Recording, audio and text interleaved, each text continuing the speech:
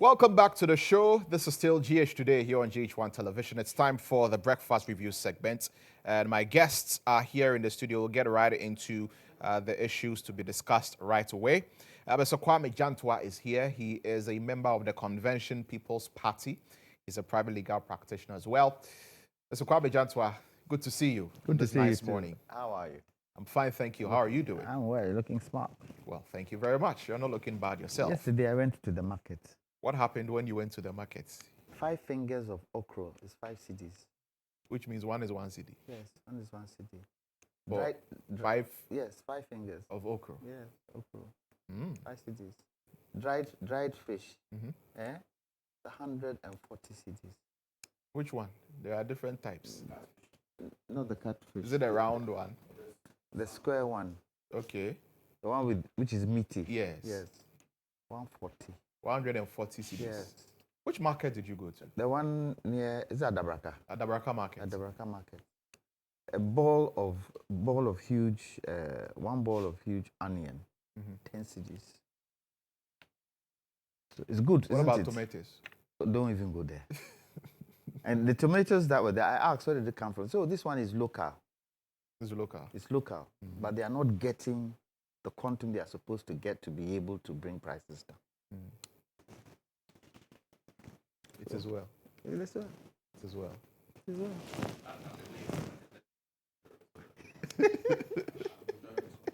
You enjoyed his conversation.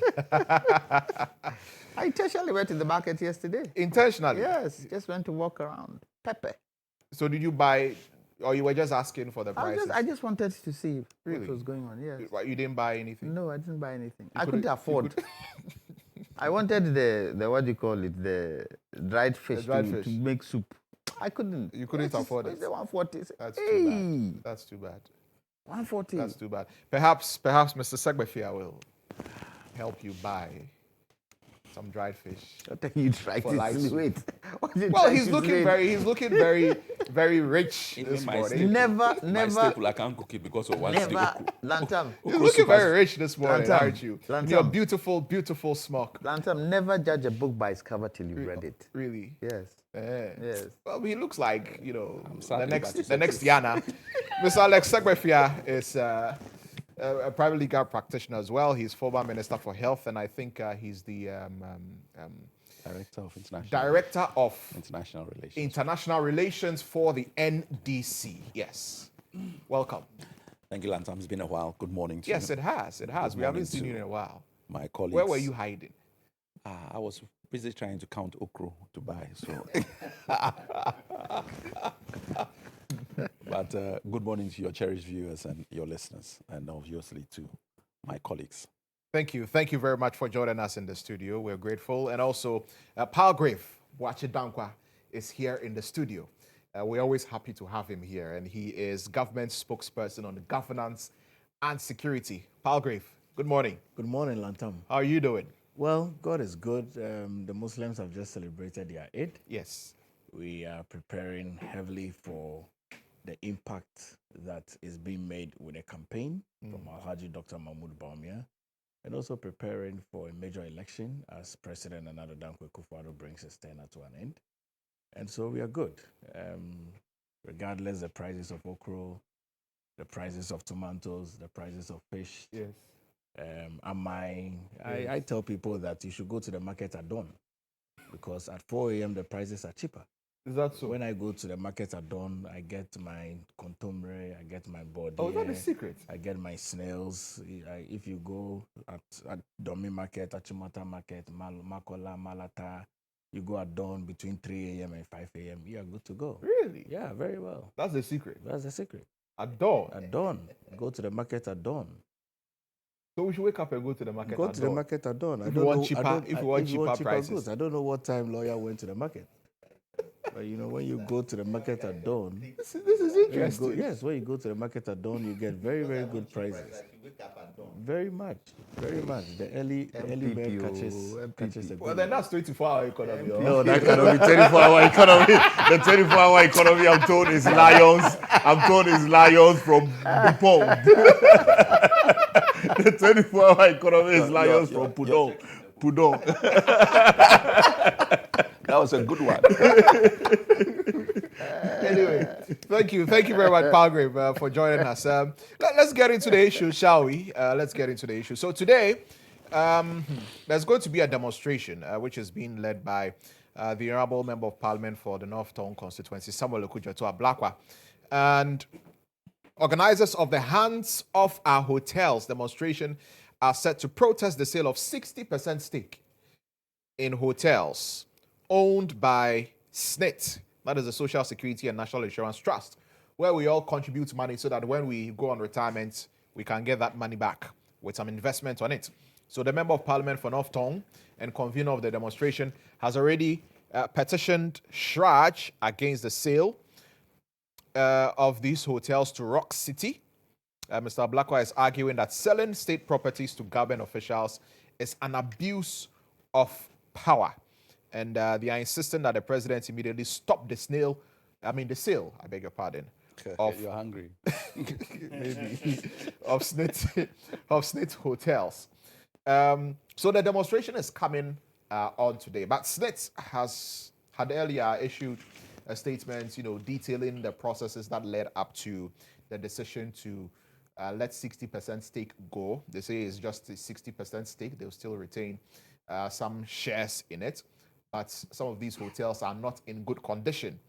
And so they need to be revamped. And Rock City is a strategic investor, which is going to help. It went through a competitive tendering process, and Rock City emerged on top. Mr. Jantuah, let me begin with you on this. Is this demonstration one that you support? What kind of a question is that? Well, is it one that you support, given the reasons that the organizers are putting forth for embarking on the demonstration? Is it one Ghanaian support? Me as an individual, it's neither here nor there for me. Oh, you're Ghanaian. But is it one Ghanaian support? When you pray for rain, remember you've got to deal with the mud. You pray for rain. Oh, it should rain, it should rain, it should rain. Remember, you've got to deal with the mud when the rain comes. President William Akufo-Addo, he promised to protect the public purse, didn't he? Which president? President William Akufo-Addo. You didn't know the president is called William? I know, but he doesn't go by that name. What is his name? He goes by me. I have Dankwa other names. My name is Papa Odikro Kwame Jantuah. Oh wow! But I go by Kwame Jantuah. Okay. And those who know me, when I go to the family house, that's how they call me. And President Akufo-Addo is called William, isn't he? He is. So President William Akufo-Addo. I want to find out whether President William Akufo-Addo, and I'm going to use the word, it's a legal word, but it's not a term in the legal analysis, in the legal language, whether he has vicarious interest in this particular deal. Whether he has vicarious interest. You promised to protect the public purse. One, SSNIT, does it get money from government? Does SSNIT get money from government? I'm asking you. Money SSNIT gets is from the people. So it's the people's money that has been invested on their behalf. And if President William Akufo-Addo, you said you are going to protect the public purse, why is it so difficult for you to stop such a deal that has huge conflict of interest? Why don't you want to stop it? Rock City, is it a profitable venture?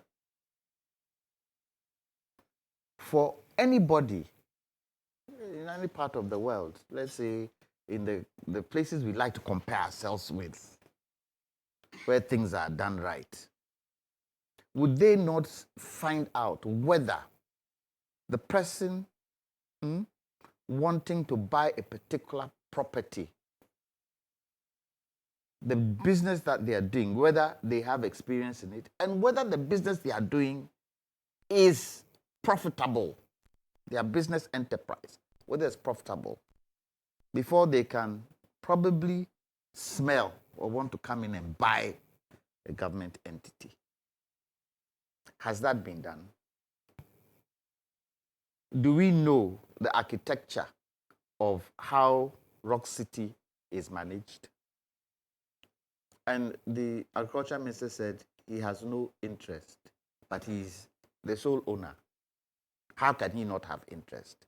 Is there no beneficiary ownership? I mean, there are people that are running the hotel. I mean, he's not involved. When it comes to the profit of the place, running of the where hotel, does the money go? and Who the do they go and decisions that see? are made and all of that. When the profit comes, where does it go?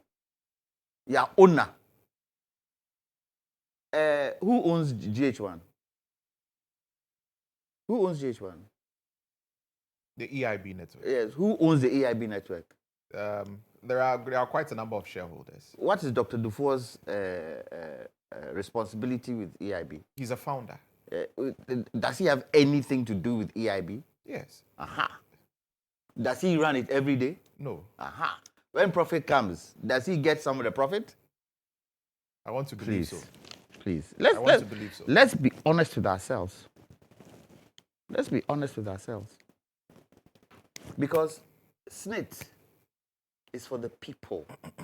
If SNIT feel that the other hotels are not profitable, there are other hotels within the group that are profitable, and it's being run by independent management, an independent management team.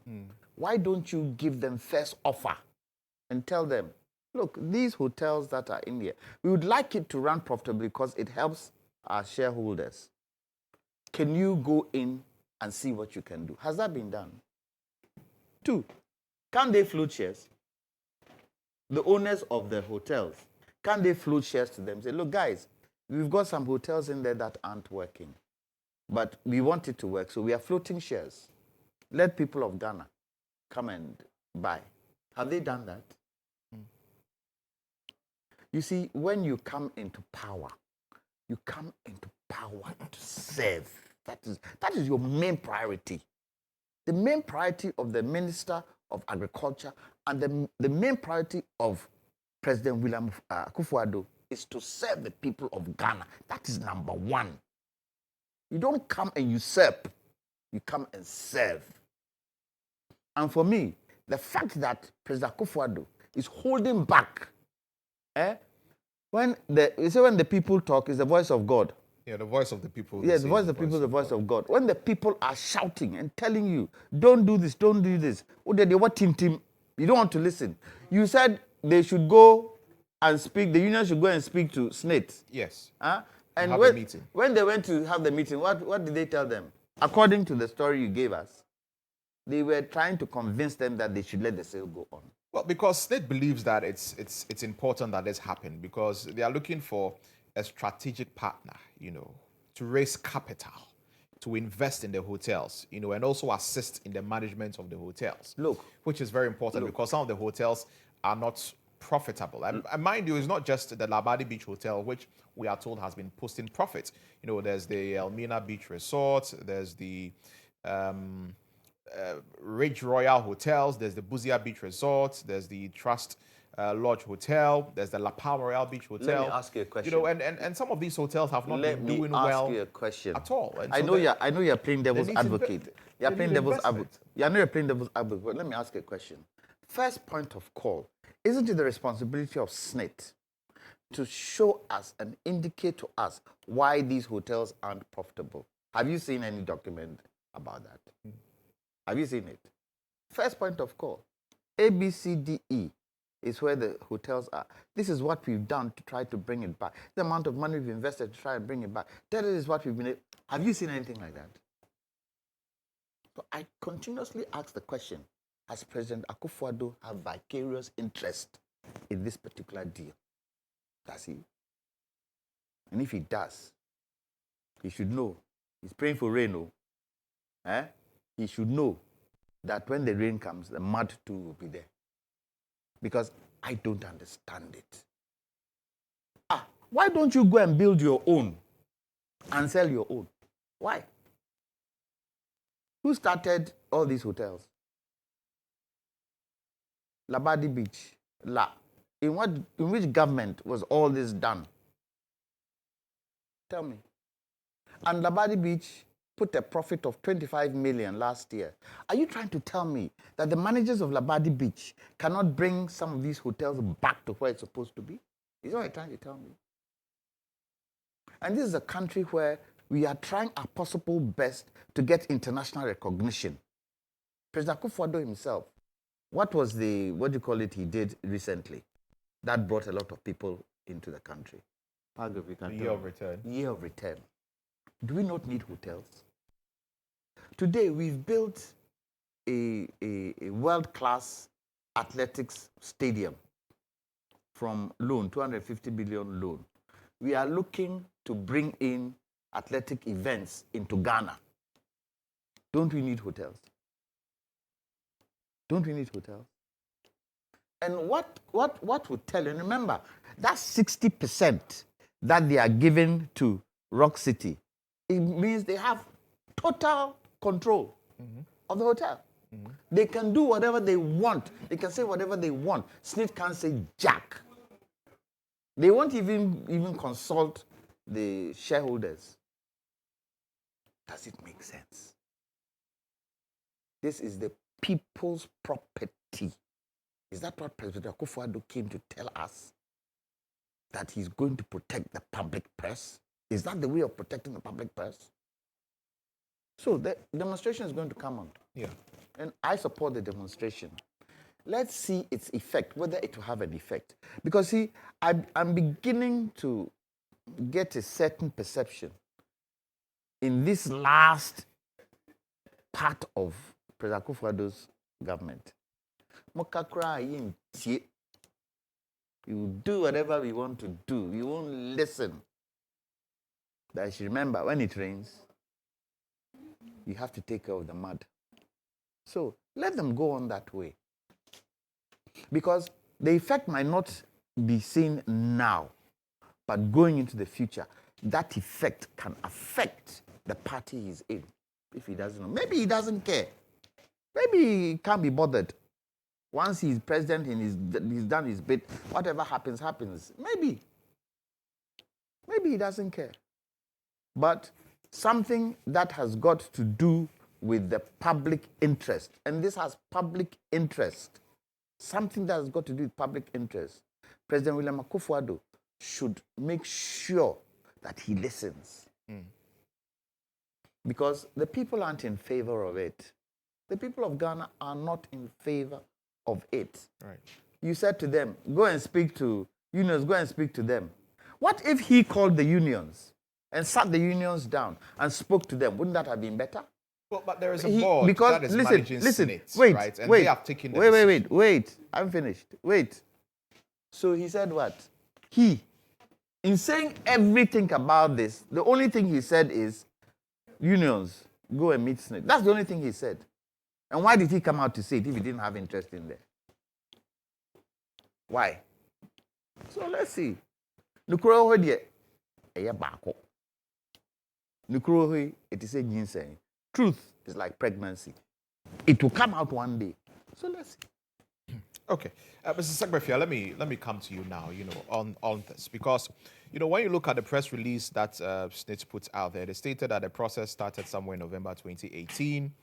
They employed a transaction advisor to guide the selection of a strategic investor, among others. Further advertisement for an expression of interest for a strategic partner in the hotels was placed in the Daily Graphic, in 2022, and in the Ghanaian Times also in 2022. It was published. 9 companies bid. 6 out of the 9 companies that responded to the advertisement were shortlisted, issued with a request for proposal documents. So they went through the process, and based on the criteria set out, Rock City Hotels submitted the best and strongest technical and financial proposal amongst those received. So why do we still have a problem when they went through the process? First and foremost, once again, good morning to all. Can I take the opportunity to agree but correct or embellish what my brother Kwame Jantuah said? That in these last days, there seems to be an intransigent position by the president. I want to let him know that it's not now. He has been intransigent from day one. My way or no way. They have fought us on everything from E-levy to name it. There has been no intransigence. This is what we want. We are keeping our finance minister. We are not going to IMF. When the chips hit the ground before, IMF we should have gone to good 18 months before. It's a sign of complete. So when he says in recent times, it's not true. It is from day one. Let us get that. 2, why is anybody surprised? The MPP is sloganed as property owning democracy. They believe that individuals, they are a capitalist group of people masking their capitalism in social interventions, which are never implemented well because they do not have a socialist mindset in how to implement them. Classic is school feeding program. You go and put school feeding program in schools initially, which don't need the policy. So it's a good social intervention.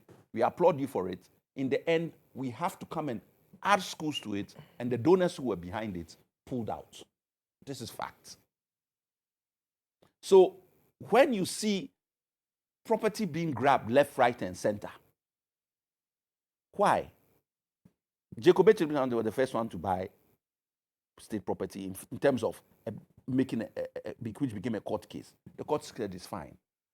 But morally, there's a problem with it. And this is also on that tangent again. We now have somebody saying, because there's no written law, perhaps I can swiggle and I'm this, therefore I'll do it. It's irreprehensible. It shouldn't be done.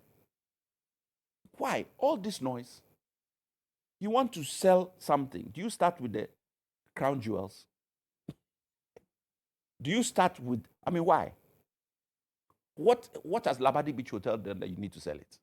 Let's not talk about it. Take it off the list to start with. Then the rest. Kwame has spoken. There are other ways of dealing with state issues that could have brought the funding you need to get it sorted.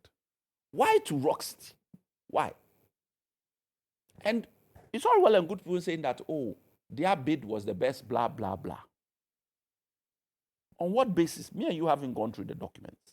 In any event, what is the track record of Rock City? That means that they are the ones whose bid was the best. Or who were the other bidders? Rock City has one major hotel. At the time when the bids were out, the Rock City was not in place. So what was their track record? Based on that alone, they shouldn't even be allowed to bid. Where were they when the bids actually went out? And there have been 2 bids, so one came out, then they had opened up another one. All this has to be looked into. Where was Rock City in the first one? Where were they in the second one?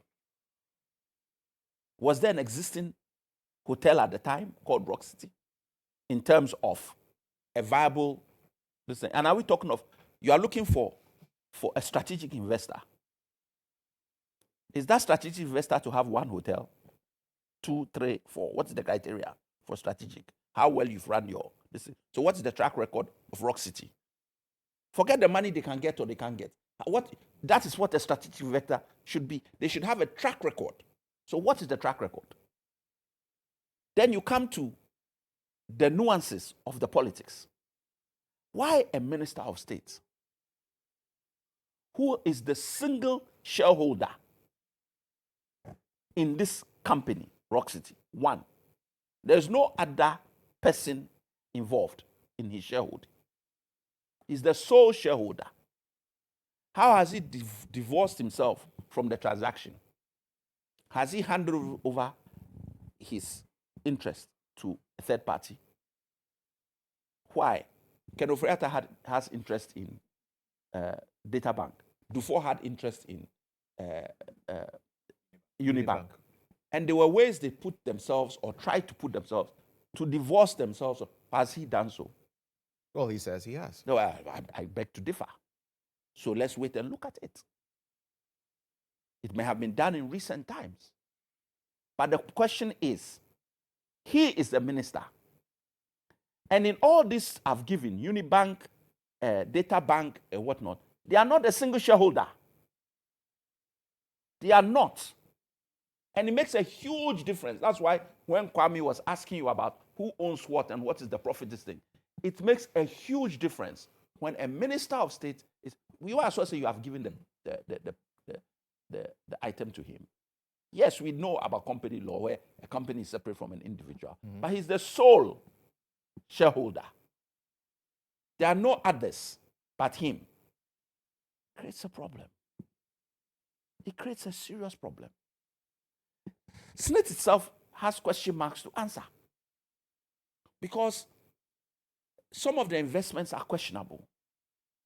Look, there was a survey done recently which gave it, I think, 5 to 10 years. If they continue down the trajectory, there will be no money to pay pensions. They cannot pay pensions. And you are getting rid of your... yes.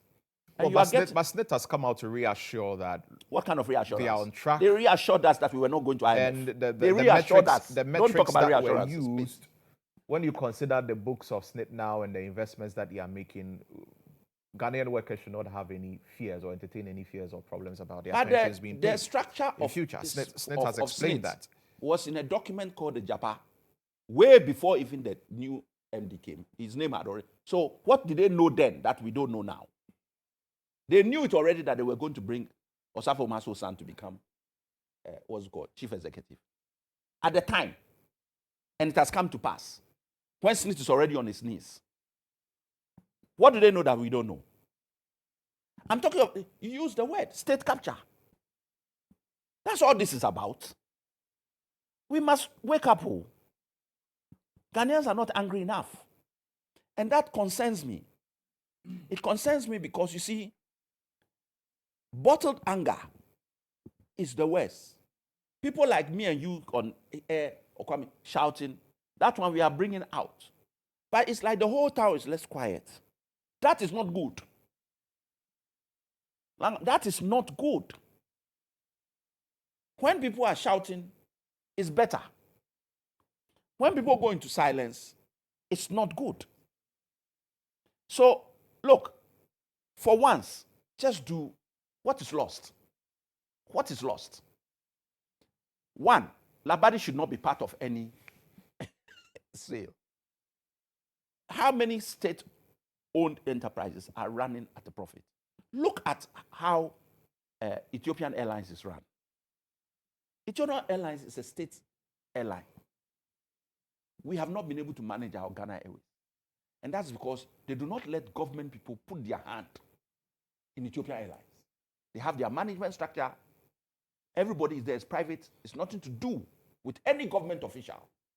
You now have a goose that is laying golden eggs. And you want to now go and put it in the hands of a government official. Why? Well, there's also that. You understand? So for me, I'm clear. It is a decision that doesn't help the states. We have very few state enterprises that are making profit. Let's keep those. The ones that we want to revamp. Look, let me be honest. The only good thing about, and I want to be objective about this whole issue, is that it's going to a Ghanaian company. That is the only good story in this issue. But there are other Ghanaian companies who are interested. Or, as he said, float the shares and let Ghanaians also who have money get involved for the ones that you think need revamping. Or put a team together made of successful hoteliers to say, look, what do you think is going wrong without this thing? Because the demand is there. We are doing all these things, bringing people in, holding games. So there's a need, a demand. Why aren't we taking advantage of this demand? And you see that people will come up with ideas. So as for the demonstration, whether it's 1 million people, whether it's 1,000 people, it should come on. Will you be there? I'm trying to make it there. Okay. Palgrave, let me come to you now. The consensus on the set today seems to be in opposition to, the sale of these hotels and in support of, the demonstration and the reasons for the demonstration. What are your thoughts? Where do you stand? Lantam, let me greet you and let me greet your cherished viewers and to state that it's a concern to see that lawyer Jantuah and Alex have decided to join the demonstration of the Honorable Jantuah. I don't subscribe to demonstrations at all. I feel that there are ways that we can go around our conversations and to state that the Honorable Brian Champon at the time when this bid was ongoing was not a minister of state. And so we need to put that in context as well. And let me go to the substance of the issues. Now, there are 6 hotels that are up for bidding. The La Palm Royal Beach Hotel, the Elmina Beach Resort, Buzia Beach Resort, Ridge Royal, Trust Lodge, and Labadi Beach Resort. And let's look at the losses that they have made over the years because it's important for the decision that Senate is seeking to make. But the Buzia Beach Resort and the Trust Lodge, were considered to be unsuccessful. So, they are no longer part of the hotels covered in the process. Very much. But in the very beginning, there were 6 hotels, and now there are 4. Now there are 4, yes. Let's look at the profitability and the losses that they have made over the years. So for La Palm Beach Resort, they've made losses in 11 years out of the 14 years of operations. And they have not been able to deliver their dividends over those years. And they have some outstanding debts that they need to pay in terms of contributions to SNIT and between 2012 to 2017. And if you are minded, you would also be minded of the political regime within which these hotels made such losses and were not able to make their contributions and their dividends. Their turnover, I can look at it, their net after profit from 2010, even in 2009, they made none at all. 2010, all throughout. If you look at it, their net of over it totals comes to an end of about 3 million Ghana cedis thereabout. And Elmina Beach Resort, they've made losses in 9 years out of their 14 years of operations as well. They also have not been able to pay their dividends and their return on equity over these years for about 4.8% thereabout. You look at Buzia Beach Resorts, they've made losses as well, also in 9 years, and they've not been able to make a return on equity, well, about 31.7%, and on and on and on and on. But let's go to this issue where we look at the procurement processes. And so Senate board caused a steering committee that was to be set up to drive the entire process. And the entire process, according to the Act of Senate, Act 914, there was a selection criteria of a strategic investor and advertisements were made. Now, these were the 15 consulting companies that submitted interest. Phoenix Africa Capital Limited, Standard Chartered Bank, Deloitte & Touche, PwC, EY Advisory Services, Cornerstone Capital Advisors, KPMG, SEM Capital Advisors, IC Securities Limited, Sentinel Global Advisors Ghana, SIC, FSL, Veritas Capital, Strategic African Securities, Chapel Hill, Delham Ghana, and Colliers International. Now, after the entire evaluation, there were 6 that were supposed to serve as transactional advisors. EY Advisory Limited, Colliers International, KPMG Limited, PwC, Deloitte & Touche, and SEM Capital. Now, the bidders and the offer that they gave, KPMG 1.3 million USD, EY 696,000 USD, PwC 582,000, Deloitte & Touche 514,000, SEM Capital 491,000, and on and on and on and on. The processes are many. Howbeit, the entire tender committee, on 25th of May 2022, considered the evaluation report and the returns on investment and approved the following: Rock City Limited, Yao Ado Development, Step Farm Ivies, Temple Investments, West Ray Developers Ghana Limited, Luxor Hotels Limited. I mean, these are available from Senate. You can always request for them.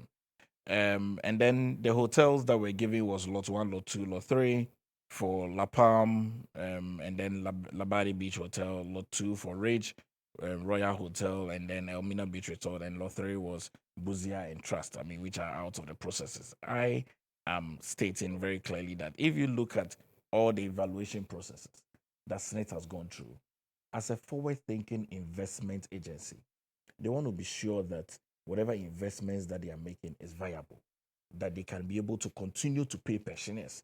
I recall when Dr. Tinkran was there, before he was removed for Osafo Manfo to come in, there were increments of Senate pensioners' money that were given to them. Increments, significant increments. And so if you have investments over the years and the investments are not choking the level of dividends that you need and they are running at a loss, I think that it's important that you open up the conversation.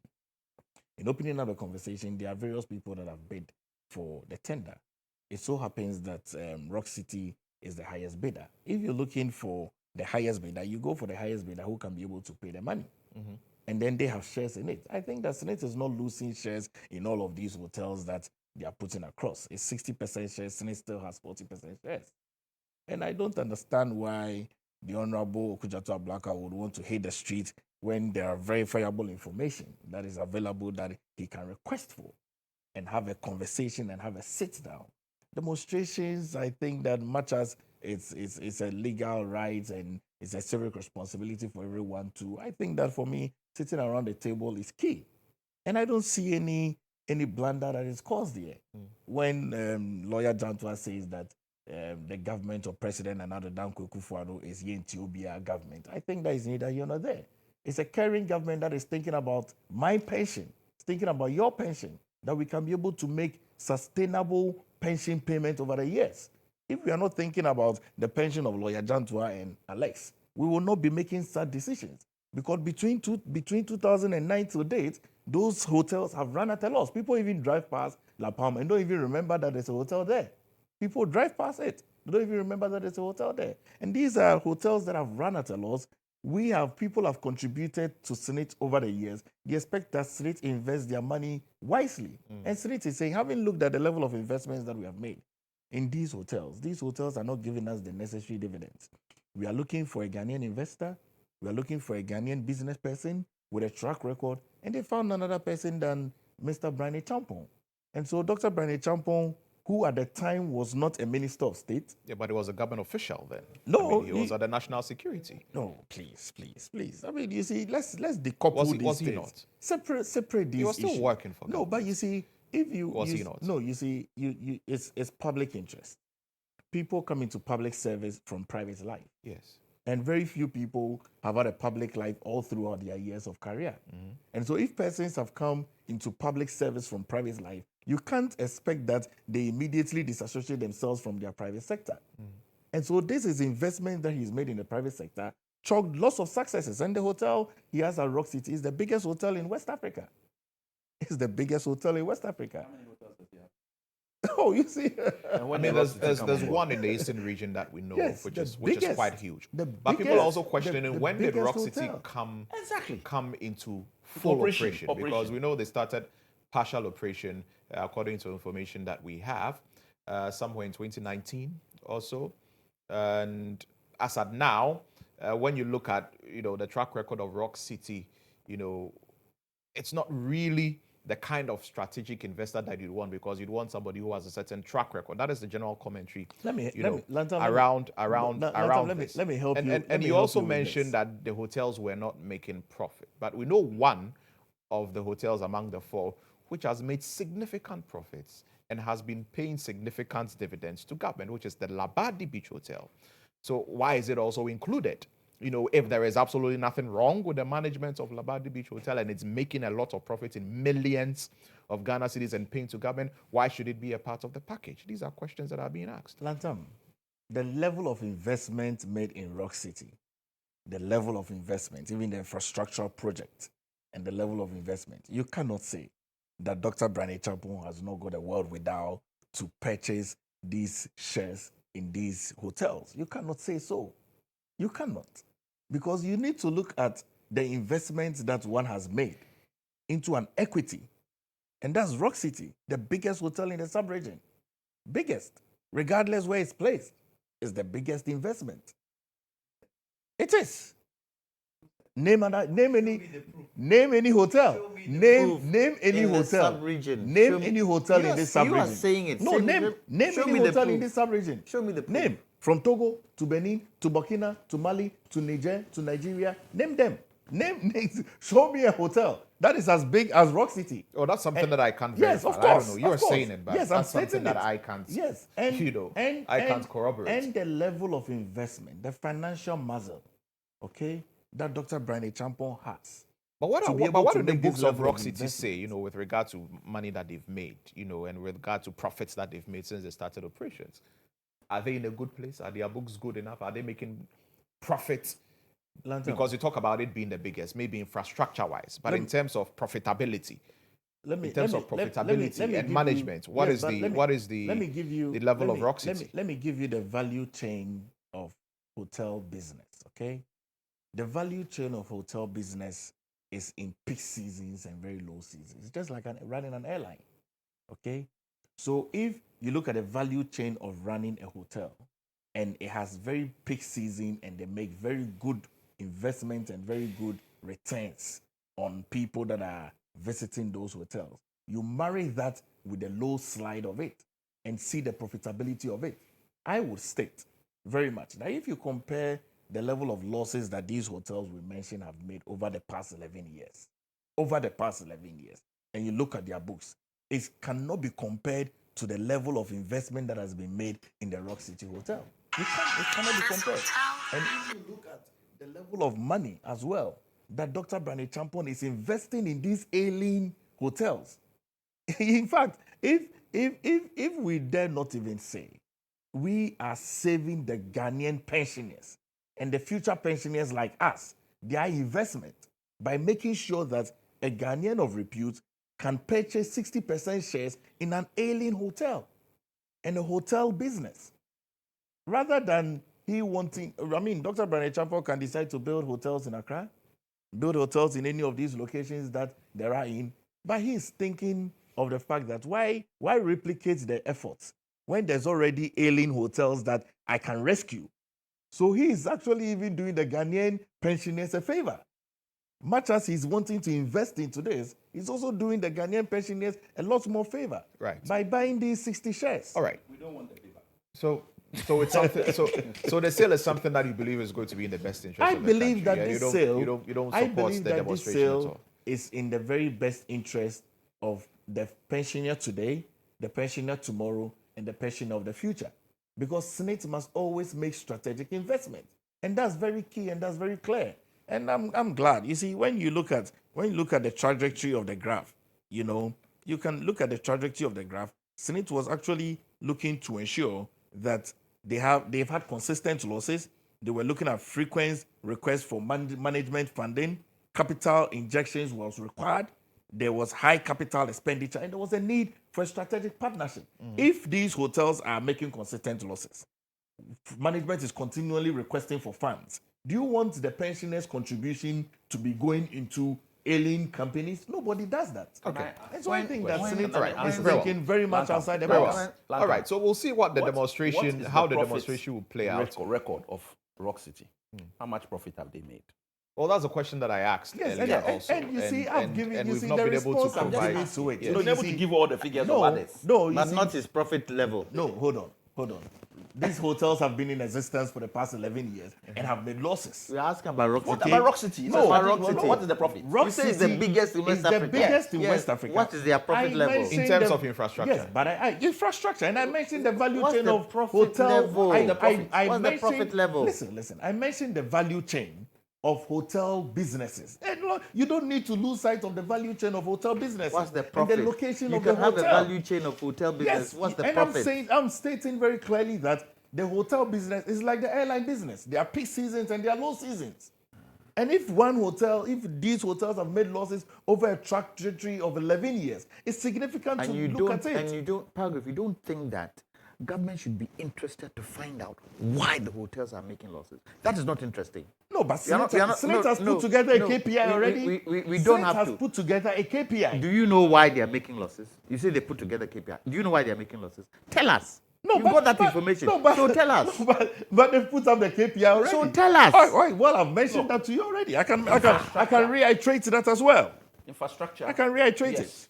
We all see the hotel, this side. I'm asking you, what is the profit margin of Rock City? It doesn't even have a record enough. If you are looking from 2022, assuming you're in 2024, you are looking at 2 years. Is that a strategic investor? Excuse me. La Palm Royal Beach, 5-year average profit after tax is 6 million Ghana cedis. Elmina Beach, 5 years average profit after tax is 740,000 I Ghana said cedis. the why, Wait, Buzia not Beach, figures. The 5 why. years after profit after tax is 32,000. Well, I think you've The made why. the point that The they are why. not the initial profitable. payment The of their why. profit. But before we move on, 260 and we million need to made move in on. the three- Very well, in these before, three very well. hotels. And in the Let me next conclude 1 with minute, this. in the next 1 They minute, have before not we been move able on. to pay their loans Exactly. that they Yes. have And in the next 1 minute, before we move on, we'll move on to the next issue. I mean, the main issue here has been if you're looking for a strategic investor, you're looking for somebody who has money to invest properly and who has a track record with regard to hotel management to be able to manage properly these facilities. And I think the question that is being asked is, what is the track record of Rock City with regard to how they have run the Rock City Hotel that we know in the Eastern region? I Yes. think it's at Abetifi or wherever. Yeah. In price. I'm not sure, It's but in I know it's Price, in the Eastern region. Yeah. You know, what is their track record with regard to hotel management And profit. and And profits profits. making? Yes. That makes them the ideal strategic investor to take over 4 of SNIT's hotels. I think that's a fundamental question that is. But being let me asked. ask. You know. Let me ask. That's When did this particular exercise begin? 2018. 2018. Yes. Who was the head at SNIT? I think it was Dr. Tinkram. What happened? Why didn't it take place then, but it's taking place now? Well, I've heard he said he was against it. So what I why? said. I said there's vicarious By interest. 2018, Rock City, as you see it now, wasn't standing. wasn't Yeah. there. So on what basis are They were now about to. Oh, you know, please, take- Please. Lantam. This, you see, But Palgrave, 30 Anyway. seconds. 30 seconds. Lantam. And then let's move on. Lantam, in my 30 seconds defense for Senate, trying to ensure that your future pension, my future pension, Alexis' future pension, not my own. lawyer, You are killing my own. Not mine. the future pension of the viewers, All right. to ensure Okay. that these future pensions. But you didn't ask. You, All right. you Very didn't well. add yourself. Very well. Myself, yes, Very future well. pension. Let's move on. I think that there's an issue with your microphone that they need to fix. So yes, there's an issue with You're your a young, microphone. you're a that young they boy. need to fix. So, The way they are running, you don't have pension. The pension will be gone. let's move on anyway. The demonstration will come on later on today. We'll bring you a coverage of it, and then we'll see what comes out. But let's talk about another very important issue, which has got to do with our healthcare delivery system, because the Trauma Specialist Hospital in Winneba has submitted a very comprehensive incident report regarding a woman who was allegedly abandoned by the government hospital to die due to an administrative issue. And the woman who had been involved in an accident was reportedly left in a bush because her family could not be located, ultimately leading to her death after 3 days. But in response, the Director General of the Ghana Health Service, Dr. Patrick Boakye, temporarily revealed that the director of the facility has been relieved of his duties. A 5-member committee was established to investigate the circumstances surrounding the abandonment of the patient in a bush at Gomwa Ojobi. And the report was submitted and signed by Dr. George Kwame, and he explained what happened, that the patient was brought in with a social welfare officer, was treated for about 6 days, was declared to be fit, and then was discharged in an ambulance to be taken to where she came from in the company of a social welfare officer. Eventually, something happened along the line. We found her in the bush and she was dead. Mr. Segbefia, I'll begin with you, on this. I mean, you've been health minister before. When you hear a story like this, and you look at what has been done so far, I mean, what goes through your mind, having worked in the sector? The health sector is a very unforgiving area. What do I mean? This one story has overshadowed all the good work of doctors, nurses, technicians across the country who are suffering and sacrificing under very difficult circumstances to give us healthcare. And I start from that trajectory because the one incident can mar a lot of good things that happen. But sometimes it's one thing that makes a change. Sometimes it's one person that makes a change, even though millions of people are around. And this story is heart-wrenching because I understand the director, but the most important part of the story is not in the report. He just says that an unfortunate incident then happened without saying what happened. Because there were talks at one point that the lady was never in an ambulance, that she had been put in a taxi or something, and it was only, but now it's confirmed. Yeah, they said she was in an ambulance. I mean, she didn't go alone. Yeah, and this is what they are saying. They say that, at the tail end, the hospital ambulance accompanied by the social welfare officer and staff of the hospital were detailed to transport her accordingly to the preferred destination of her choice. After her clothing were made nicely available to her, and they also made a wheelchair available to her. They also say again, before the departure from the hospital to Ojobi, the social welfare officer interacted with his counterpart at Ojobi to inform her that the patient was being brought back to Ojobi, and she assured to take over. So this is what the hospital is saying. They said, sincerely speaking, if one should objectively analyze the situation at hand, one would realize that the hospital had played its role as expected of it by taking care of the patient, empathizing with her, but unfortunately, the inevitable occurred. This is what the hospital is saying. That statement is wrong. Because if you, the hospital, do not finalize your part till you hand that person over to people or a person who will take over, then work done, zero. And in this case, really zero, because the lady died. Everything you have done, her treatment, making her clothes ready, is zero. The lady, because of the end product, is dead. So the hospital has no way of absolving itself because they did all those other things right and got the end part. And the people who, from what I'm reading, the people responsible for the end part are hospital staff. They put her in an ambulance. They took her with care workers. She's supposed to be handed over to somebody. She ends up in the bush. Yeah. The wheelchair is not even retrieved. She's left in the wheelchair. In the bush. In the bush. I mean, hello. This is really, really sickening. And that is the depth to which we have sunk. And it is significant that, and I commend former President Mahama for drawing the analogy with the story of the Good Samaritan. Because the lady was there for, I think, 3 days. In the bush, in that weather. And people use that road. Nobody, and this is now not hospital matter. It's about us as a people. Nobody saw fit to go and ask or remove or help the person.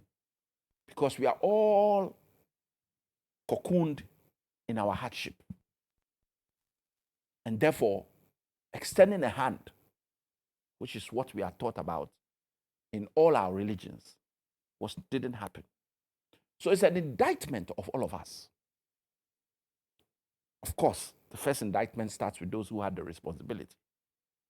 And the hospital itself has been careful what they have said, because a total admission can lead to a serious lawsuit by the family, which may be in the making. So they go so far, but they don't really tell us what happened. She got into ambulance and he said, no, unfortunately happened. So what was that unfortunate? What exactly has happened? You are indirectly admitting that she was left there or was never handed over. We don't know. You know, that's where the questions are, because when she was put in the ambulance, So on what's her the way point back of the, to where she was, so what's something the happened, point and of that's the why we don't report? know. The report is supposed to tell us that aspect of it. That is the key. Not all this, we did her well. Yes. And that's why I started off by commending our hospital people and the sacrifices they make. But one incident like this can wash all the good work that has been done and is being done by many hospital staff. And it is this, the investigation must be ongoing and heads must roll. Heads must roll. It's unacceptable. I put myself in the situation that, okay, say this happened to me. Not me per se, but my family member. Forget that. And say I was out of the country or whatever. And because I wasn't available, nobody was able to reach it, and they just go and dump person in the bush. In the bush, oh. I mean, Lantam, it's sad. Yeah. It's really, really heart-wrenching. This is totally unacceptable. And one is tempted to go political, but I've held back. Because technically, as Ghanaians, we are all in it. Because she could not have been there for 3 days. In the bush. In the bush. Unless you're saying nobody could see her or whatever, I don't know. I mean, well, eventually she was seen. She was seen. So obviously people had been seeing. Exactly. I don't know why people were afraid, you know. Well, to with help. our superstitious If behavior, anybody, yeah. a woman in a wheelchair with POP, People, all kinds of things go through people's yeah, people mind. may also be suspecting, is this, you know, a new trick that robbers want to use? You try and help and then they pounce on you. Exactly. You know, all these things could be rolling. That's why it was So important report that it to the police. the right thing. Report it to the police. Hey, there's a woman, and the police will come and find out what is going on. Nobody did anything.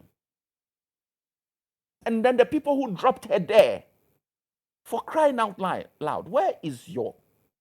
We have now all lost our conscience. Everything is money. Why? It's a serious matter. And it's not... We have lost our way. It's unheard of. This can never happen. If you think about how we all grew up, village setting, even when somebody doesn't come home at night, the next morning people are searching. Yeah. But the lady was in the hands of a hospital. How did this happen? Even if the family were not coming, what do you do? I mean, but how do you even drop her in the bush? I mean, at least even drop her in a town or something. No. It's a problem. And let the full investigation carry on, and let's try and get to the bottom of it. But the hardship in the system is the biggest political goal. The hardship in the system is not helping anybody. We must try and get our economy back on track. There are many things that flow from this. You're saying the hardship is affecting the empathy that people show? Yes. Everybody's thinking, how 3 days does somebody stay in the bush and nobody does anything or even reports into the police? Everybody's going about their business. So they say. Because we are all looking for Jantuah's okro. I jest about it, but it's a serious matter. But I'm tempted to go too political, so I've left it for you. Okay, Palgrave. please leave it there. Palgrave, let me come to you now, on this matter. I'm pretty sure you've seen the medical director, Kwame, of the hospital, and the statement that was issued with regards to the investigations they've made. Are you convinced that the hospital did a good job? Lantam, I'm worried. Very, very worried. I didn't want to believe that this had happened in a country called Ghana. I actually didn't want to believe that because no one in all of the practices and the sacred oath that health practitioners take should want to do what has happened. No one. No one at all. Regardless of the conditions. If a patient is brought into a health facility, the patient must leave well and healthy, and not through the processes of being dumped into a bush. I have stated, and I'll continue to state, that the sacredness of a human being is important. And when you die, you don't just resurrect the next day. You are dead and gone, literally. And so this is an unpardonable act. I read a statement from Dr. Patrick Kumabwaje stating that there are investigations that are going on. Yeah. We should follow the due processes to see that whatever transpired and whoever has caused the life of this person is brought to book. I am saddened, literally, by this incident. And I can't even begin to comprehend the gravity of the issues, because her legs were broken, she was in POP, she was dumped in a bush. It's unpardonable. It's really, really unpardonable. I don't think that we as human beings have come to the state where we have lost every iota of emotions and care. I don't think this is right. I really don't think this is right. I think that beyond the investigation, there should be an apology, if I could say so, from the health facility. There should be some very high level apology. Well, at the end of the statement, they said management would like to appreciate the sentiments expressed by the public regarding this unfortunate incident. This is a learning curve and a bitter lesson to learn, and promised not to repeat it again in the life history of the hospital. Yeah, that was the last statement. The last part of the statement, which was signed by. It's very saddening. It's very saddening. Even in countries where there are huge challenges, people care for human beings, and so I think that the care for human beings is important. It's very, very important, and there's no way we would be glad, even as a government, with such behaviors. But it calls to state that I've stated that in the years when we were being brought up by our parents, who were born post World War I, World War II, in the silent generation, we grew in an Ubuntu environment where every elderly person is your father and every elderly mother is your mother. Yeah. And you were disciplined by your friends' parents, and likewise vice versa, and you were trained by friends' parents. It's not the same as it is today. And it calls to beacon on how the generations are deteriorating from the traditions of old. Because now, because of fear, like you stated, because of fear of tricks, people are not becoming Samaritans as you would ordinarily want it to be.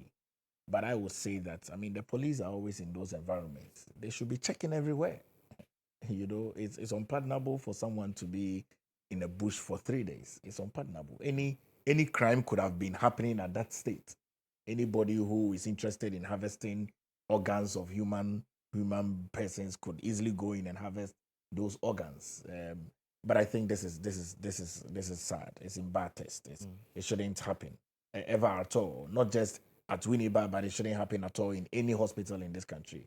And I think that with it, I also state that the treatments that are also given to patients must be looked at very well in hospitals. In recent times, people are going into health practice because they feel that it's an easier escape into other parts of the world. And so you have young people who want to become nurses, young people who want to become health practitioners, physician assistants, who don't have the esprit de corps, the way feeling to want to care for people. They can't even stand blood, but yet still they want to go through these things. I think that a lot of the interviews that are done for people to come into the profession should really be tight-lipped, because we don't want these things happening, my brother. I don't want to see these things happening in my country called Ghana. I don't want it. Mr. Jantuah, let me come to you now for your. Before Jantuah speaks, I just want to add that there are potential criminal charges. legally Yeah. for the people who did this. Yeah. You know, so, and there's criminal negligence from the legal, civil point of view as well. So anyway, Jantuah. I mean, from the driver of the ambulance that was transporting her to the people who were in the ambulance with her. I mean, all of those people need to be questioned. Really. Causation, vicarious liability, everything a lot is of in things. Yeah. there. Lantam, what's the use of the digitalization drive we are doing? What's the use? That was to make everything easier, I suppose. It should make everything easier. Yeah. And we couldn't use it. The hospital couldn't have used it. Are we not all digitally identified nowadays? Are we not? They couldn't have gone a step further. They're supposed to have digital addresses. We're supposed to have an NIA card with all information on it. When you go and register, they ask you who's your next of kin. It's put on there. They couldn't go and find out, especially when they knew what part of the city or town or country she was from. They couldn't do that. Digital address.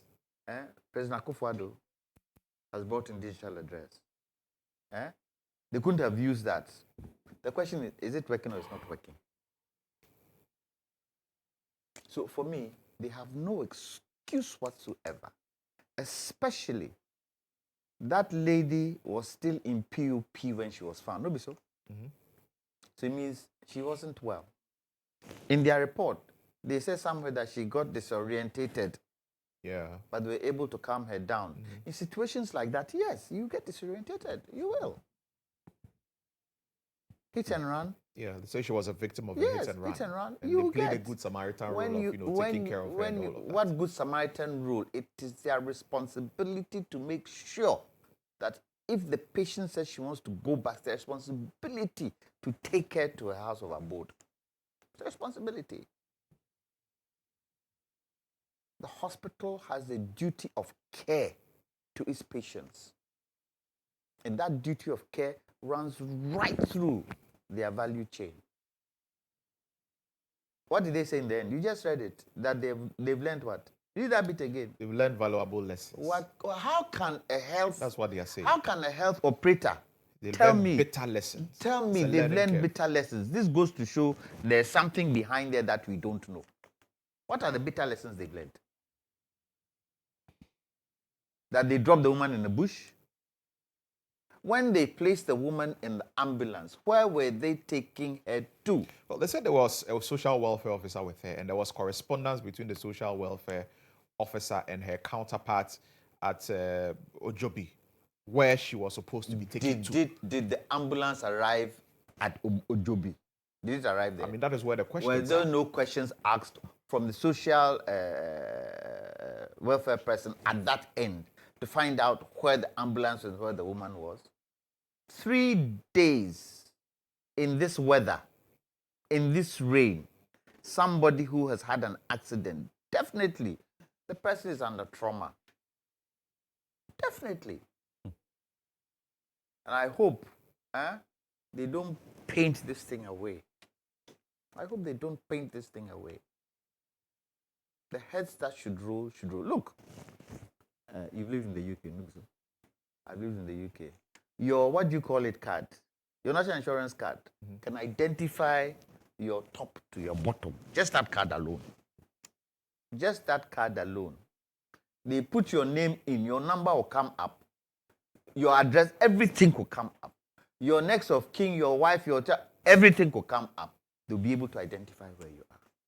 So if the NIA card that we've been doing cannot help and save us, what is its use? What is its use? And what are the I won't say principles, but what are the work ethic of the hospital in terms of how they handle patients of that nature? What are they supposed to do? There must be some terms and conditions that the hospital goes through when they go through such situations. What is it? You see, if this were any country, any other country, they would make sure that every government hospital does not go through this by going through all the principles and all the things that they need to do, duty of care, all that. They'll go through it. But they have the impudence of a dead cockroach to tell us it's a bitter experience.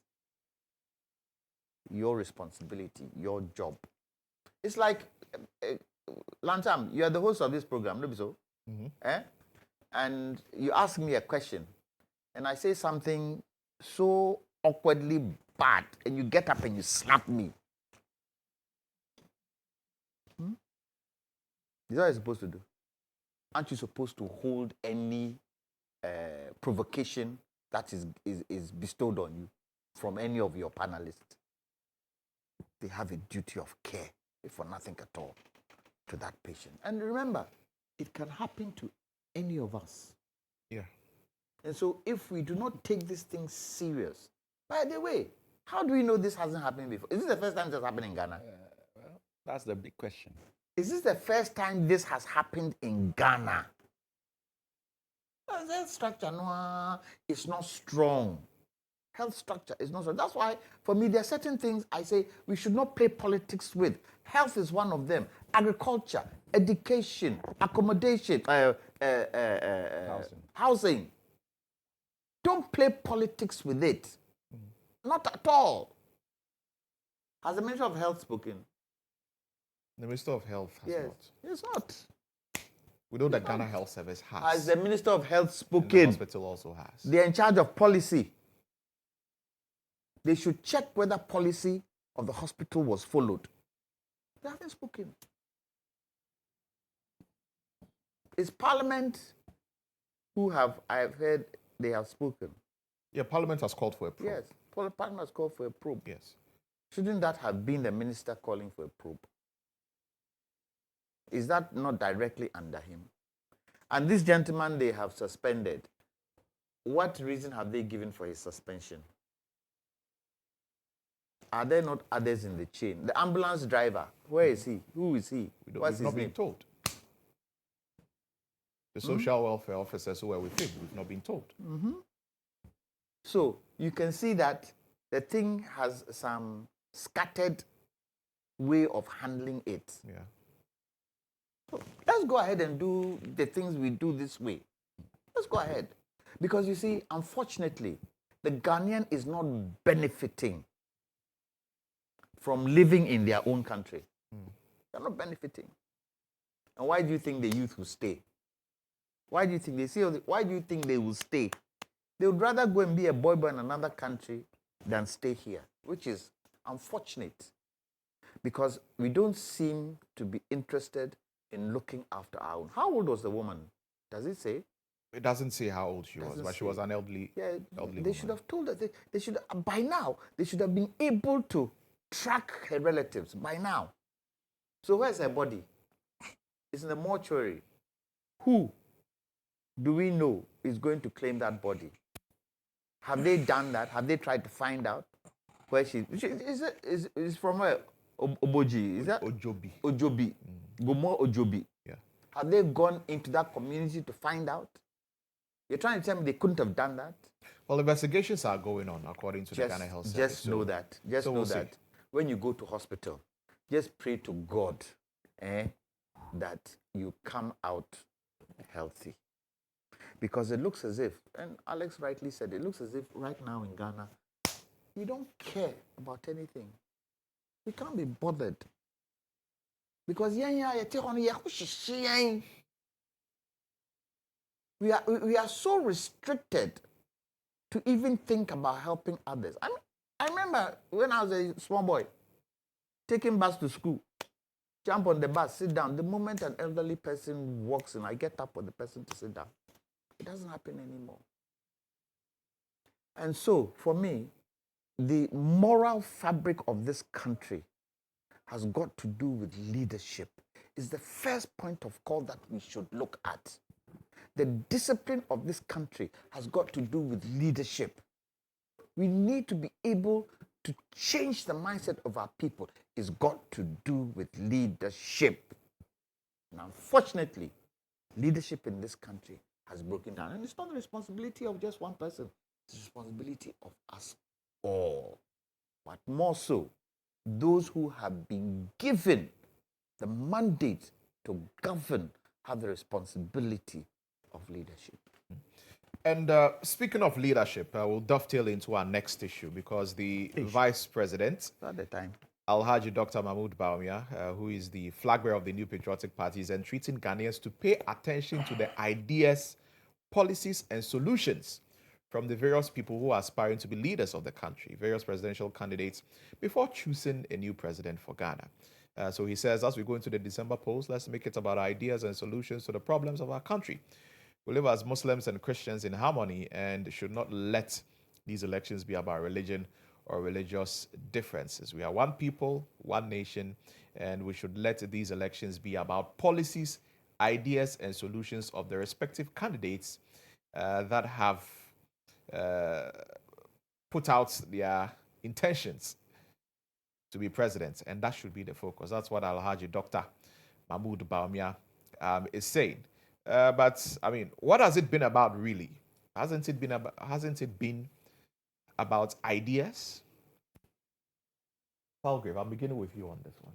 Lantam, I saw the excitement you had when you were reading that. You know, I'm very pleased. You know, because you see, I present to the Ghanaian people the next president of the Republic of Ghana. I hope that your camera can zoom in. I'm sure the camera is seeing Ghana's next chapter.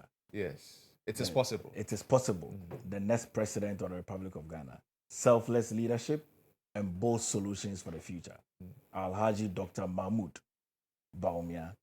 We've done our first round of the campaign in 16 regions. Yesterday, we shared it across the various media platforms, visited every single chief, visited every single pastor, visited every single market, butchers, stakeholders, met with young people, engaged them. And I mean, Alhaji Dr. Mahmoud Bawumia is very right to state that, yes, it's important that we campaign on policies. I mean, this was when he... Policies and ideas. Policies and ideas. This was when he opened it up in February at the UPSA Hall. We haven't seen anything come from the perennial NDC candidates whom the Ghanaian people rejected in 2016, rejected in 2020, and I'm very certain that they'll reject again in 2024.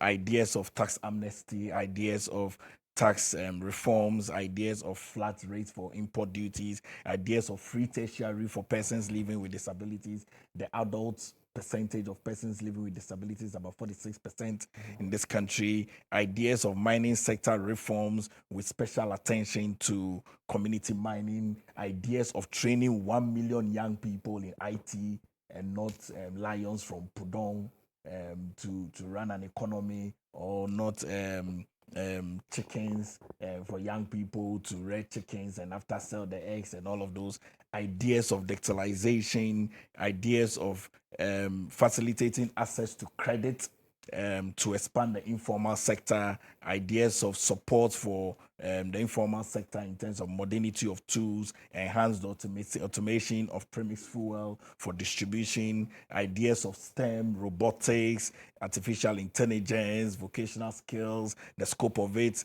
the electronic and faceless audits of GRA, ideas of that when you're a Ghanaian, before the year goes to an end and you travel from outside the country, you come into Ghana, you have an e-gate. You can use your Ghana card to exit. You don't need to go through the immigration anymore. United Kingdom has started doing that. These are the ideas that the Vice President and the incoming President of the Republic of Ghana and the flag bearer of the New Patriotic Party is churning out. And he's very right. And it's going to be a very competitive campaign.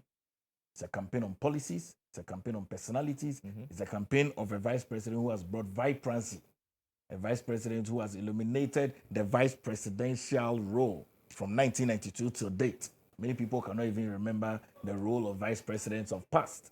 But this man, Alhaji Dr. Mahmoud Bawumia, the man from Wale Wale, I believe that is going to transform Ghana. I believe that even lawyer Jantuah, who is the incoming flag bearer. I'm not the incoming flag bearer, please. I beg you. I'm not. You know, this is the man that we are very certain. I mean, the Ghanaian people are very certain. I am very certain. I'm glad with the excitement you had when you were reading this statement. is that the Ghanaian people will vote for none other person than Alhaji Dr. Mahmoud Bawumia. I have confidence in him. And I pray that the Ghanaian people do same as well. And they give him an opportunity and give him a chance for him to churn out his ideas. He's never been president before. He's vice president now. Yes. The president, Nana Dankwa Akufo-Addo, gave him responsibilities. He's administered those responsibilities to the much admiration of the Ghanaian people. Very much so. Than one who was given that opportunity to be president and messed it up. And the Ghanaian people saw the mess. I'm glad that the Ghanaian people saw the mess. That in 2016 they rejected him. I'm glad that the Ghanaian people saw the mess and they rejected him again in 2020. And I'm glad that the Ghanaian people are seeing the mess in his campaign and they'll reject him again in 2024. That Saturday that we vote, I'm Nana Kwame. That Saturday that we vote, Tradiampon Nana Kwame. God is always called a Kwame. You know, Tradiampon. I am Tradiampon Kwame Jantuah. Tradiampon Kwame Jantuah. You're a true Baptist, just like I am. You know? Yes, I'm very certain that Tradiampon Kwame Jantuah would rain his blessings on us, the New Patriotic Party, and Alhaji Dr. Mahmoud Bawumia to be the president of the Republic of Ghana, president-elect. Because there are ideas. Because there are ideas, very there are bold ideas. solutions. All right. Mr. Jantuah, ideas, policies, that is what we should be campaigning on. That's what Vice President Bawumia is saying, rather than on religious or ethnic, lines. I mean, surely that is the way to go, isn't it? Hasn't it always been on ideas? What are manifestos for? Aren't manifestos ideas of a party wanting to come into power? Huh? So, what is different from what Dr. Bawumia is saying? President Akufo-Addo, he stood 2008, didn't he? Who was his running mate? Who was his running mate? Dr. Bawumia. Was he rejected? He was. He stood 2012. Who was his running mate? Bawumia. Was he rejected? Yeah. So you should stop this rejection thing he's talking about. But he was accepted in 2016. Because whatever the case, they've also been rejected before. Look, it's flowery, talking about the things he's talking. Ubetimiaye, when you come in, can you do it? President William Akufo-Addo, before he came in, what didn't he tell us? Flowery. Oh, but he's done some things since he became president. He could have done more and even better with the quantum of finances that came into his enclave. Mr. Jantuah, I want you to hold that thought a bit for me, and let's try and bring viewers an update of the Hands Off Our Hotel demonstration. Our reporter, Abdul Hanan, is currently at the starting point of the demonstration, and he'll bring us an update. Hanan, good morning. Welcome to the show. Exactly where are you? Where are you? What's happening there with regard to the demonstration? The board and management of Labadi Beach. Go and interview them. Go and talk to them. They feel helpless. For the black, I say the way you propaganda. Otis and the Banu was a mabemo. You could have simply placed a phone call to Nibano to inquire. What do you think? My name Neba Minshaneda. My name no Bibia. Na my name number so. And Juma as parliamentarians, we are carrying out our oversight. Emrano. Ankase, when you discover such blatant looting, such state capture, no, go and be trying to make friends, be looking for numbers. Ebeye ti say, me pese ye koye kana nabi na minko bisano say, okay, this is what I've discovered. Inte meso me share wo he, Obama me assassin biana. There was no need for me to do that. Inte that is neither here nor there. Or say opese or court. You should go to court. Me name adenti na omami 1 week. Onko and they why is he waiting for 1 week? We have our evidence. We have our documents. We know what we are talking about. There was an internal inquiry. When him say Labadi Beach Hotel, Omo Pame, Omo Dismisse, Omo former MD, who colluded with the Blair brothers, your friend Rene Vincent Est. We have all of that. And the court documents are there, over 800 pages. These are facts. These are facts. And Shesana all contradicting one breath. Also, Obeshia, Labadi management, Mustati negotiation. Now, so Labadi management, na omope, the rate too high. Ente muko la traditional council. Meanwhile, traditional council for so kasa say they don't know who they went to see. And then in the same breath, we say beachfront, enye Labadi Beach Hotel for there. Enye omo dia, adena muko omo, adena mubeshia omo first. Starting negotiations with them. I mean, and why are they called a beach hotel? I mean, when beach hotel, they don't have a beach. So Sam, you petitioned Sraj on 17th. Sam, for Ghana, for all Ghanaians, it is a national exercise. We are saving our state assets that are profitable, and it's about our future, your pensions. Already, ILO 4 Kase Yanshe by 2036. SNIT, if they continue with this attitude, this bad management practices, they will not be able to pay pensions. And it's our collective interest. And these hotels are profitable. The few that are struggling, it's a management issue. Appoint the right people. Stop putting square pegs in round holes, and it will be turned around. Obia oye juma wo Labadi Beach Hotel we are a woye chi. Omuya Ghana for. We should tell you that we can do it. Sure. And yet rocket science, you don't need any extraordinary skills. And the person who is coming to save these hotels, he should save his own hotel first. Rock City are losses, no. Uncle save Rock City. So Sam, you petitioned Sraj on 17th of May. That's about a month now. And have you heard any response from Sraj ever since you petitioned Sraj? Yes, Sraj wrote to us, and they told us that they are commencing investigations and that we should hold ourselves in readiness to cooperate with them. So yes, we have heard from Sraj. But as you do know, Sraj does not have injunction powers to stop these deals. And the documents we have intercepted reveal that despite the Sraj petition, they were going ahead. They had written to all the, SNIT had written to all the management of these hotels to open their books and to allow Rock City to carry out final due diligence. So we have to step up the pressure. All of us must continue with the agitation. And I want to salute the Ghanaian people who have turned out in their numbers today, those who are on their way, all of those who have declared solidarity, support for us, the TUC, the Federation of Labour, the opposition parties, the Gadangbe Caucus, the coalition of La Youth groups, and all Ghanaians, including the leaders of this demonstration, the minority caucus. You saw the statement from the minority leadership yesterday, signed by our chief whip, who is here himself, colleagues in the MPs caucus, the Greater Accra MPs caucus. You've seen the Greater Accra MPs who are here in their numbers. All of us. It is the whole of Ghana versus a few greedy politicians who have no regard for the constitution, have no regard for our laws, have no regard for ethics, have no regard for morality, and are hell-bent on hijacking state assets. Look, if you look at SNIT's own investment portfolios, documents they have sent to SIGA, and the SIGA report we have now received in Parliament, SIGA is saying that the worst performing investment of SNIT is STC, where they have 80% shares. Every year, on the average, STC is making losses of 32 million Ghana cedis. Last year, STC made losses in excess of 54 million Ghana cedis. Why is it that SNIT is not interested in selling STC, and nobody in cabinet, nobody in the Akufo-Addo cabinet is interested in buying STC?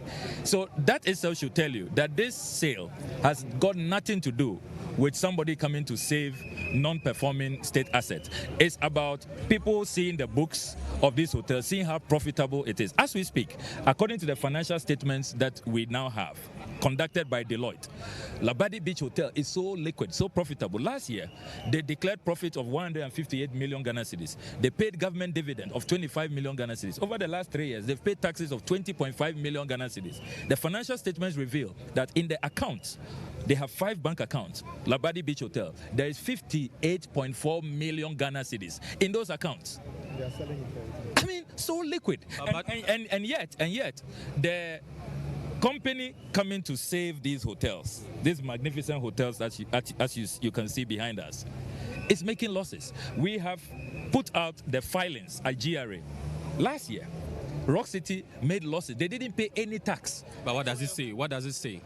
It tells you that this cannot be about somebody having expertise in making profit, in transforming hotels. This is just pure state capture, classic state capture. They have seen how profitable these hotels. And you see, these things are going on all over the place. I have received calls from civil servants. They just get letters. You have 2 weeks to move. Go and look for a place to rent. Then they raise down their bungalows. They sell it to private, so-called private developers. Parks and Gardens, we will be working there. Parks and Gardens is reporting to us that somebody just showed up, that he's a new owner of Parks and Gardens. So Parks and Gardens have had to go to court. The prison service, they have been told to move out. Prisons that is near Osu Runabout. They've been told to move out by July. That a private developer is taking over. I mean, what is happening? Rich Hospital. Doctors are telling us that now there are no bungalows. They've sold all of them. They have to come. If there's an emergency today, if on this demonstration anything happens to us, and they send us to Rich Hospital, and a doctor has to move from his private house far away, from Kaswa or Domikwabenya, imagine what will happen to you. On 30th May, when the Elizabeth Ohene-led Senate board met with TUC, they said that they were still negotiating and the deal has not gone through. Have you heard this? And they also said that they were still engaging some of you who are against the sale of these 6 hotels. Has the Elizabeth Ohene-led Senate board met with you? And have you heard this commentary from them that they've not sold it out yet? And what is your reaction to that? We heard that very disappointing statement from the Senate board chair. That is not what we were expecting to hear. We expected to hear clearly that they have aborted this detrimental, inimical, obnoxious, unconscionable transaction. That's what we wanted to hear. Not that you are still negotiating, you haven't finalized. We know. That is why we exposed you. Our intervention was timely. We didn't want to be presented with a fait accompli where they will say, oh, it's too late. We've already sold it to him. We caught them right on time, just on the nick of time when they were about to finalize the deal. What we want to hear is that the president announces to the nation today that they have aborted this transaction, they have stopped the sale. The whole policy of selling state assets, particularly profitable ones, like the one behind us, Labadi Beach Hotel, is no longer on the books, and they are no longer going to do that. That is what we want to hear. And we want him to also commit that when we are done with our private members bill, which will ban all politicians and politically exposed persons from buying state assets, he will assent to it. We don't want him to behave like he's done with other private member bills we have struggled to work and to deliver, then he refuses. But do you have enough time? We just have about barely 6 months to the election. Do you have time to do that? We have. It's more than enough time. It's more than enough time. Once there is a political will, your opponents have said this very action is one that undermines local investment. How do you respond to that? It's so ridiculous, so preposterous. I mean, if you are really a local investor, there's a lot of land. When you come here, you didn't see the land all over. Ghana needs more hotels. The youth are looking for jobs. Unemployment rate has worsened. So if you are a real local investor who has money, put up your own hotel. Why do you want to come and buy government hotels that have been built with our worker contributions? Cheap way out, you loot, and look at what they're even offering. There's no value for money. SNIT's own valuation report says that the 4 hotels are valued at $121 million. The Honorable Brad Chapo is offering only $61 million, which he says he will pay over a 3-year period. Work and pay. It's just work and pay. Work and pay. The chief whip is right. Work and pay. He will just use Labadi Beach Hotel's proceeds, and then take care of the rest. Look, who can do this? If you are a real local investor who has the investment, the funds, put up hotels all over.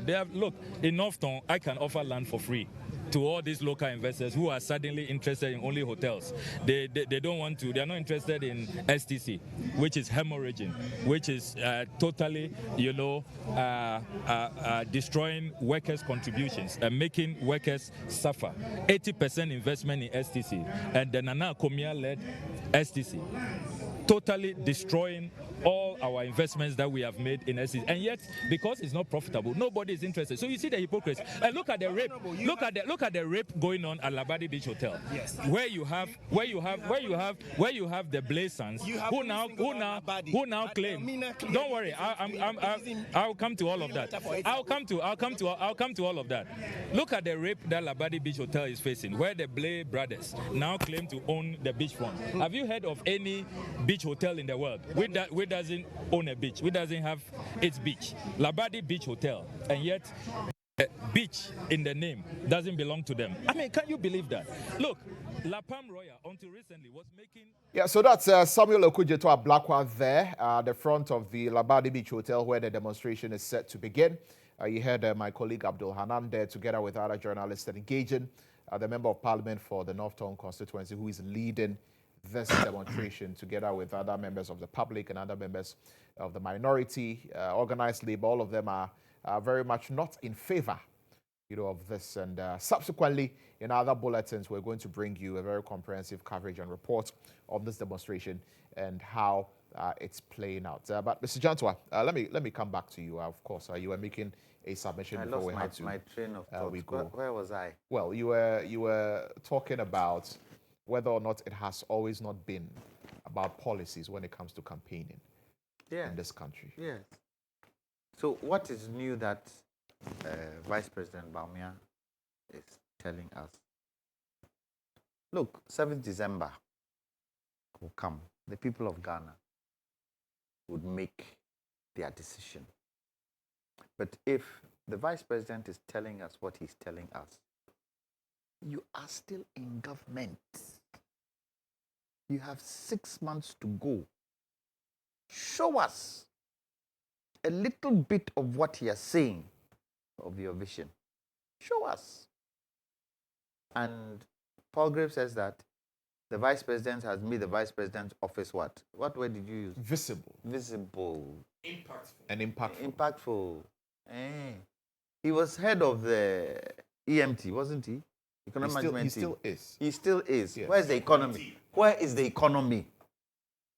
It's an advisory committee. Where is the economy? You see, Muhammad Ali, when he beat George Foreman, what did they do? What did the referee do? He lifted his hand up. Didn't President Akufo-Addo do the same thing with Vice President Baumia? Lifted his hand up. This is my economic guru. The economy will be in his hands. Where's the economy today? Where is the economy today? Right. Let me end by saying, one of the disastrous things that have happened in this country is the fact that today, local government does not work. Everything is centralized.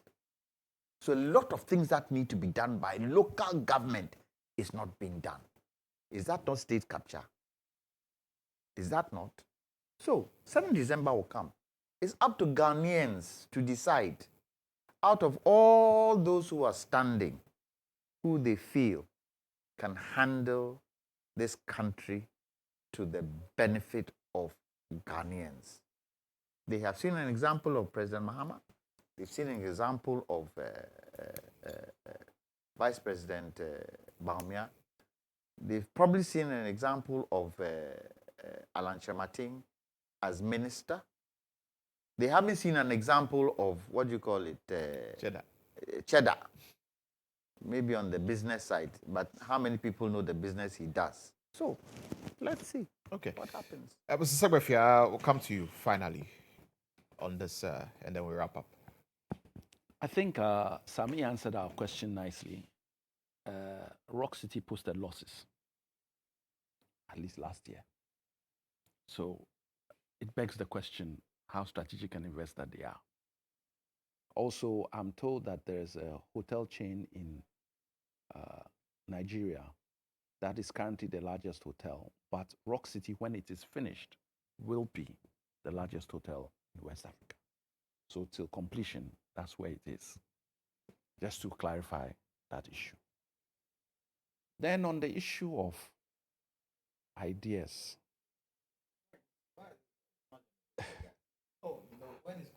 No, but Mr. Segbefia is a gentleman. He's a very nice gentleman. Of course. Yes, only in the wrong party. But he's a gentleman. So who isn't a gentleman on this set? You are an astute gentleman. I want to talk about his flag bearer, who is our vice president. John Mahama is tried and tested. everything, we can go sector by sector. Even the digitalization they are talking about, all the things that the bedrock of it was started by John Mahama. Everything by John Mahama. When you look at infrastructure, we won't even go there. Palgrave has yet not told us one hospital from the 111 they are building, where one is standing. He hasn't told us. I can name a plethora of hospitals that John Mahama has built. And the way people from abroad are lauding UGMC, the type of hospital it is, state of the art, not us, people from abroad, come and say, hey, is there such a hospital in Ghana? John Mahama. So please, we won't have the infrastructure argument. Let's go to him, his sector, Baumia, where his strength is, where he was champion, where they had a fight in his party when they were going to pick him as vice president. Nana Addo's argument was, he's an economic wizard. If he comes, he will transform. What is the exchange rate at the moment? The one that he arrested. We can't talk about it. Where's the debt to GDP ratio? Where is our inflation rate? Who has peaked most in the Fourth Republic or in the last 20 years? Whose inflation rate? What is the peak? So that today, when it's come down to 20-something%, they want us to clap. When you reach 54%. Where is food inflation? Kwame was talking about. And he's a vice president who is now denouncing his president's policies. Has he? He says he's going to have 50 ministers. Yes. How many ministers does his president have? 80-something at the moment. At one point, 125. So please, there's absolutely, what's it called, an argument or ideas. That's what we do every time. Kwame Jantuah said it's correct. We do arguments on ideas. What he's saying is nothing new. This is what we do. If not, so there's no point for a manifesto.